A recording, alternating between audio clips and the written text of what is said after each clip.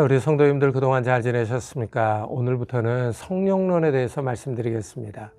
이 부활하신 예수님이 제자들에게 사명을 부여합니다. 그러므로 너희는 가서 모든 민족을 제자로 삼아 아버지, 아들과 성령의 이름으로 세례를 베풀고 내가 너희에게 분부한 모든 것을 가르쳐 지키게 하라. 볼지어다 내가 세상 끝날까지 너희와 함께 항상 있으리라 하십니다. 이것을 이제 지상명령이라고 하는데요. 예수님께서 이 제자로 삼으라라고 말씀을 하시죠. 이 명령형이에요. 이 명령형에 가서 세례를 베풀고 가르쳐가 걸립니다. 가서 세례를 베풀고 가르쳐는 다 분사형으로 제자를 삼으라라는 명령을 수식을 하고 있는 거예요. 이 지상명령에서 예수님이 이제 이 모든 민족을 제자로 삼으라 그러죠. 이 제자를 삼기 위해서는 첫째 제자들이 가야 합니다. 그 명령에 순종하는 거죠. 그래서 이제 이 세례를 베푸는 거예요. 아버지, 아들과 성령의 이름으로 세례를 주는 겁니다. 그 다음에 이제 가르치는 거죠. 이 말씀을 가르치고 말씀대로 사는 거예요. 예수님과 연합된 표입니다. 이 말씀을 가르치고 말씀을 배우는 거예요. 이게 제자 교육의 핵심이죠. 예수님이 제자들에게 이 지상 명령을 주시고 나서 제자들과 항상 함께 하실 것을 약속을 하고 계시죠. 그래서 이제 예수님은 모든 민족에게 복음이 전파되기 위해서 세상 끝날까지 제자들과 함께 할 것을 약속을 하십니다. 자, 예수님의 십자가와 부활의 복음이 이제 모든 족속에게 전파되어야 돼요. 이것이 하나님의 구속 계획이에요. 또 그의 이름으로 죄사함을 받게 하는 회개가 예루살렘에서 시작하여 모든 족속에게 전파될 것이 기록되었으니, 그러니까 하나님의 구속 계획은 이제 죄사함, 이 회개의 은혜가 이제 모든 족속에게, 이방인들에게 전파되게 하기 위한 겁니다. 이건 이제 새 언약이 시작됐다는 것을 의미해요. 자, 이렇게 이제 제자들이 지상명령을 받았어요. 이 지상명령을 감당하기 위해서는 이제 먼저 해야 될 일이 있습니다. 성령을 받는 거예요. 예루살렘을 떠나지 않는 겁니다. 볼지어다 내가 내 아버지께서 약속하신 것을 너에게 보내리니 너희는 위로부터 능력으로 입혀질 때까지 이 성에 머물라. 그러죠? 그러니까 이 제자들은 하나님이 약속하신 것, 이 성령을 기다려야 돼요. 예수님이 여러 차례 보혜사 성령이 오실 것을 말씀을 하셨습니다. 예수님이 떠나가셔야 성령이 오시는 거예요. 성령이 오셔야 제자들에게 능력을 주십니다. 능력이 있어야 복음 전파 사역을 감당할 수 있어요. 이 예수님의 이 지상 명령이요, 모든 민족으로 제자를 삼으라라는 이 지상 명령은 오순절에 이제 성령이 임하심으로 성취되기 시작하는 거예요. 자, 오순절 날 이제 성령이 강림을 하십니다. 이 예수님은 제자들에게 요한은 물로 세례를 베풀었으나 너희는 몇 날이 못되어 성령으로 세례를 받으리라. 그러죠? 성령 세례가 있을 것을 말씀을 하셨어요. 그래서 이 성령을 기다리는 거예요. 기다리기 위해서 이제 제자들이 두 가지 일을 합니다. 첫째는 기도에 힘써요. 마음을 같이하여 오로지 기도에 힘쓰더라. 그러죠? 이것은 이제 한 마음으로 계속 기도했다는 거예요. 한 마음으로 기도에 헌신했다는 의미입니다. 그러니까 이제 11 제자들, 여인들, 어머니와 그 예수님의 형제들 120명 성도들이 모여서 다 같이 마음을 같이하여 같은 기도 제목을 가지고 계속 기도한 거예요. 그 다음에 두 번째는 이제 조직을 정비합니다. 가룟 유다가 배신해서 이제 12 제자 가운데 빠졌어요. 그러니까 이제 제비를 뽑아서 한 명을 충원합니다. 이 제자의 직분을 맡는 조건과 임무는 예수께서 이 땅에 계실 때부터 함께 했던 사람이며 예수의 부활을 증거하는 사람이에요. 그래서 마띠아가 뽑혀서 12 제자 가운데 한 사람이 됩니다. 이 성령 강림은 오순절날 이루어졌어요. 오순절은 유월절 후 안식일 다음 날부터 50일이 되는 날이에요. 77절, 곧 맥주의 초실절이라고 부르죠.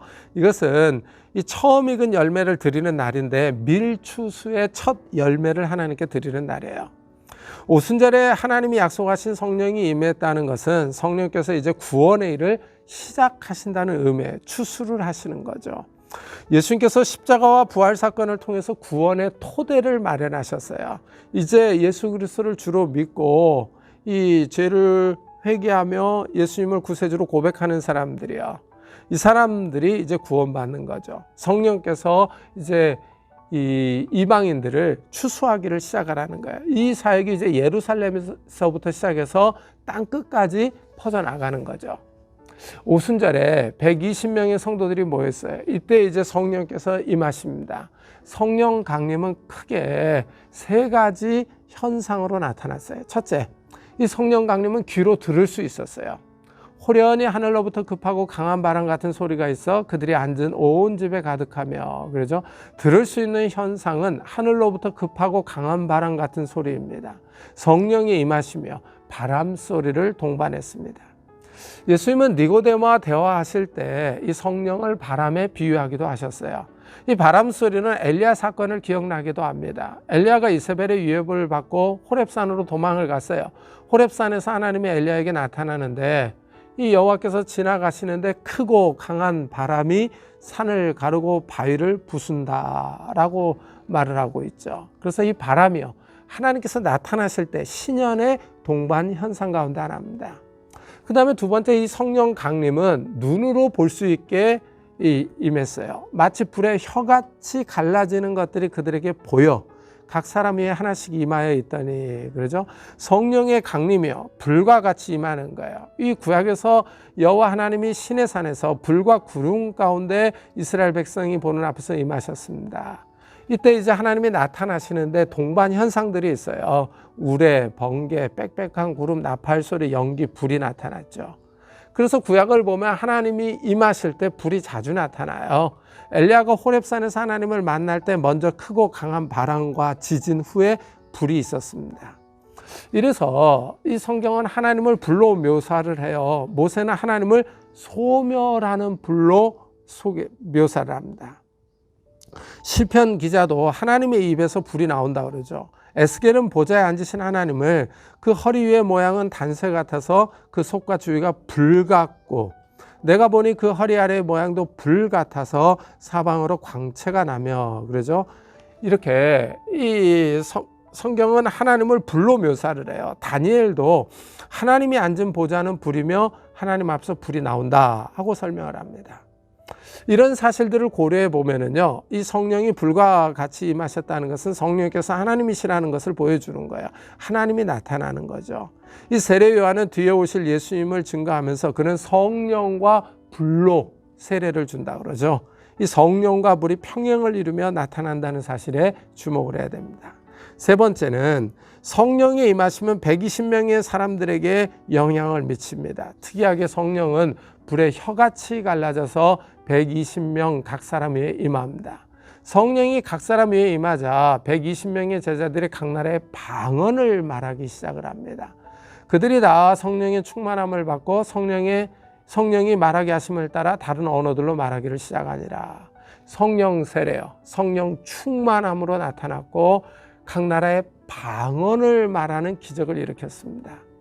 흥미롭게도 성령이 불의 혀같이 각 사람에 임하더니 각 사람이 다른 나라 언어로 말하기를 시작을 합니다. 이 혀는 이 언어와 밀접한 관련이 있죠. 이 120명의 성도들이 말한 방언은 각 나라에서 사용하는 지역 언어예요. 각 나라에서 온 디아스포라 유대인들이 이 말을 듣고 이해할 수 있었습니다. 오순절에 예루살렘에 많은 유대인들이 절기를 지키러 왔어요. 이들은 바데, 메데, 엘람, 메소포타미아, 유대, 갑바도기아, 본도, 아시아, 부르기아, 밤빌리아, 애굽, 구레네, 리비아, 로마, 그레데와 아라비아에서 온 사람들이죠. 이 세계 각처에 흩어져 있던 유대인들입니다. 이들은 오순절을 맞아 하나님이 선택한 성 예루살렘에서 절기를 지키러 온 사람들이에요. 이들이 갈릴리 출신의 제자들이 각 지역의 언어로 말하는 것을 들었습니다. 놀랍고 신기한 일이 벌어진 거예요. 이 디아스포라 유대인들은 이 놀라운 광경을 보고 하나님의 큰 일이라고 부르죠.